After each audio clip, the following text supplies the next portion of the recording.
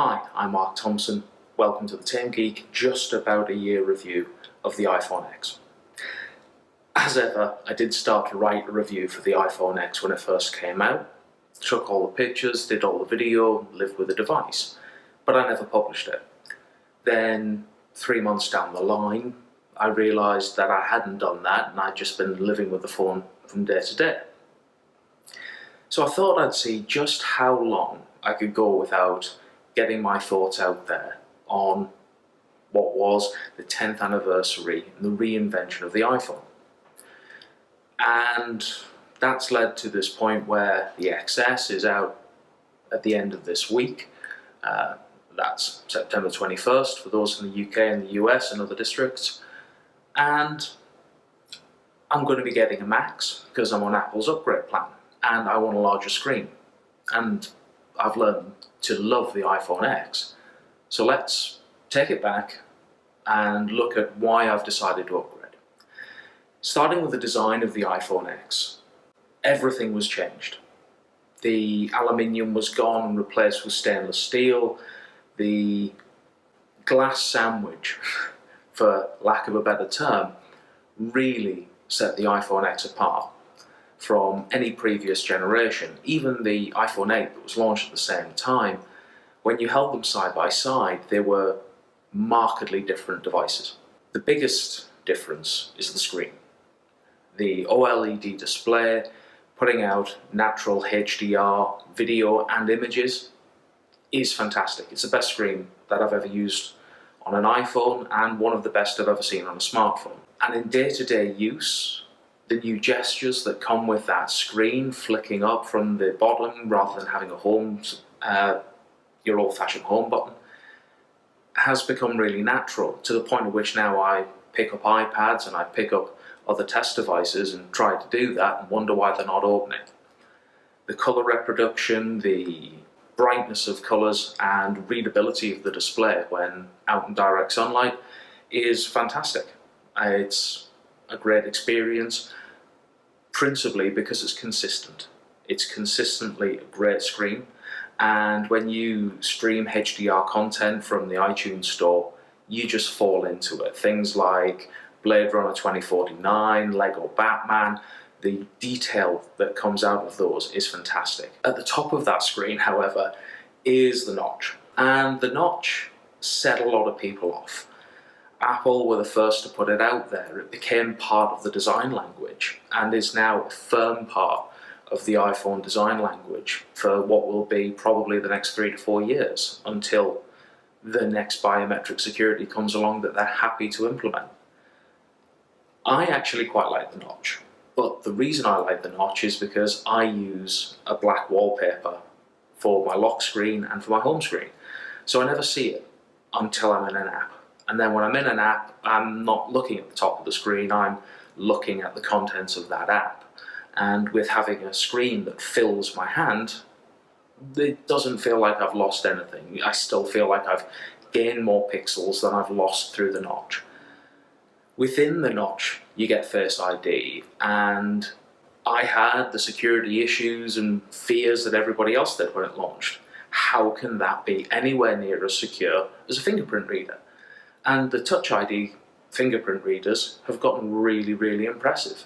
Built into the iPad, built into the iPhones, it kind of seemed almost uncrackable, natural biometric security. Then Face ID comes along, and it is seamless.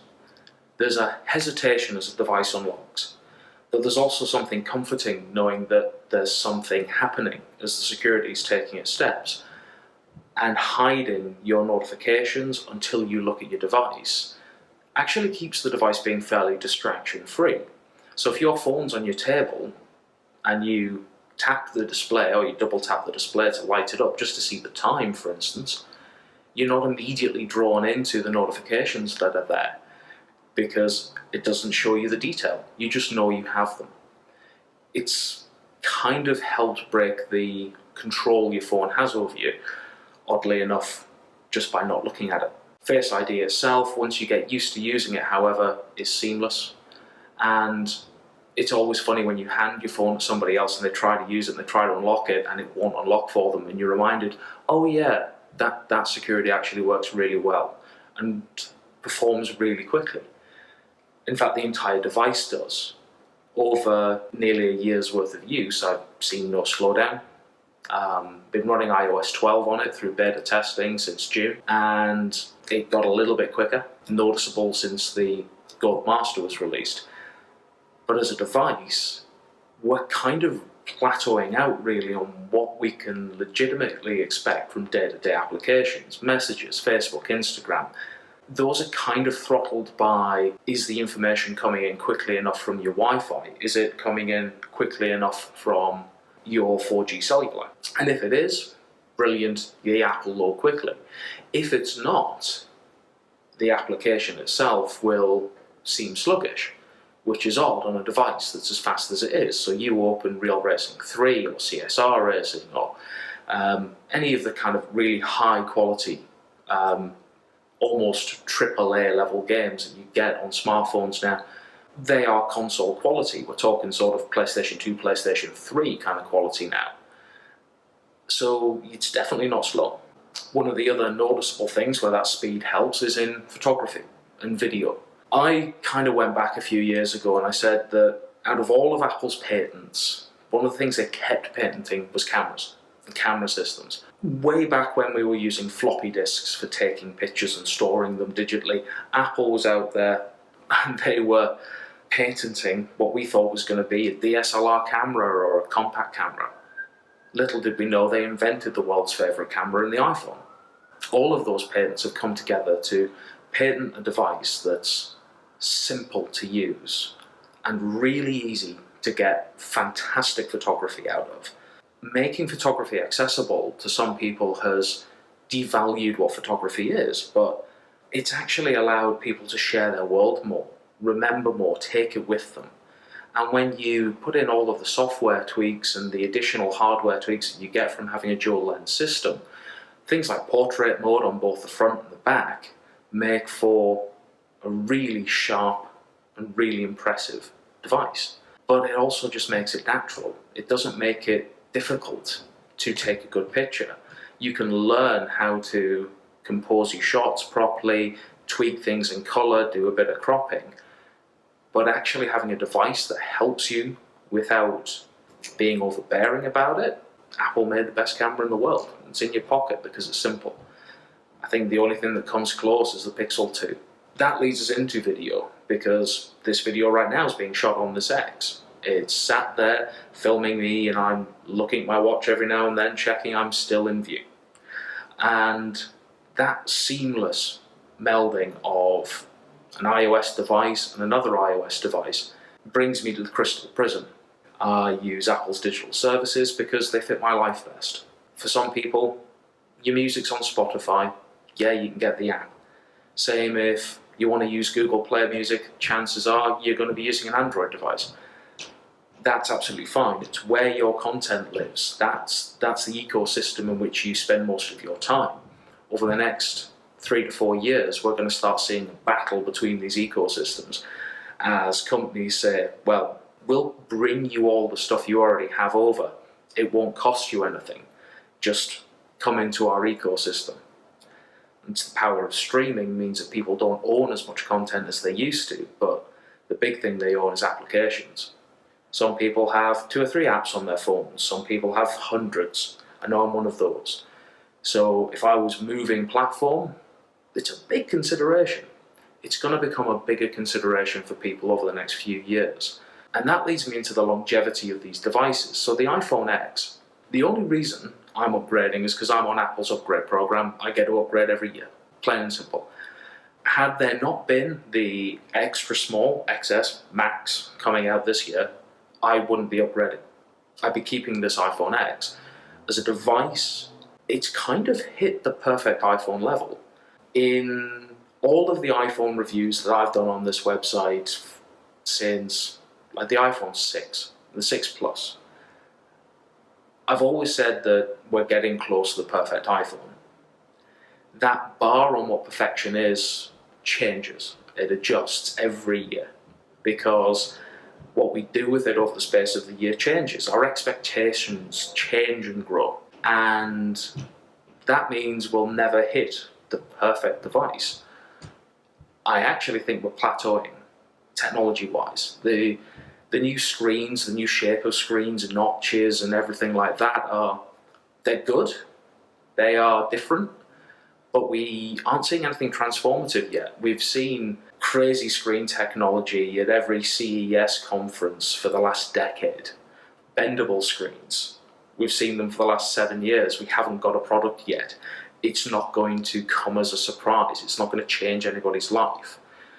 When we start getting devices that don't need charging for a month or can take an entire charge in 60 seconds, then we're talking about transformative technologies. Then we're talking about the next level of what these smart devices are.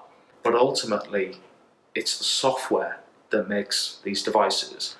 And Apple's commitment to launching a new version of iOS and making it as compatible with as many devices as possible, and every couple of years doubling down on performance and performance on all the devices, means that they're making devices with longevity now. People like me, the early adopters, the innovators on that product bell curve, we always want the new, we will always want the shiny.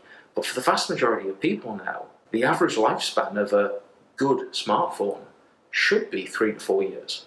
Yeah, your battery's going to give way at some point. That'll be the thing that holds you back.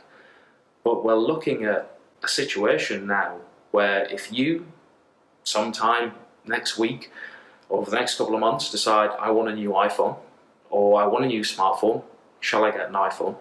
You pick up an XS, an XS Max, or even an XR, which we haven't seen yet, we haven't played with them yet. You're going to have a device there that, for the vast majority of users, you're going to be happy with for 2 to 3 years, if not longer. Given the cost of them now, that makes sense. So, for me, the question is, which ecosystem do you want to be in for that length of time? Because that ecosystem's got to be supported. If you're going to spend a lot of money on a smartphone, go somewhere where you know you're going to be happy with it 2 to 3 years down the line. Listening to people like me who review these devices, we're happy with what we're getting out of these devices, and we'll be happy to stick with them for a couple of years. That's something that hasn't been said before, but it is now. So where does this leave me? What's my conclusions over the iPhone X? Well, I'd say buy one, but you can't. It's no longer available for sale. It's either XS or XR. Or you can get an iPhone 8 or a 7, or go to a second-hand shop and get something older. iOS 12 works on everything from the 5S upwards. But the iPhone X is the phone that taught me to love the iPhone again. It gave me something new. It gave me a beautiful device that was as powerful as I ever needed. I kept finding new things to do with it, new apps. The app development environment makes these devices better every year by pushing the boundaries of the hardware through what we can do with augmented reality, into what we can do with machine learning built into image recognition in these applications to do something as simple as find you the photos of your friends. These devices are simply facilitating the vision of the software developers. And this device facilitates more dreams than any I've ever seen. So that leaves me with saying iPhone X. It's been a great phone. I hope the XS lives up to the big expectations that I'm having from that big screen. Thank you for watching this video. If you liked it, please like and subscribe. You can share if you'd like to. There's other videos on the channel.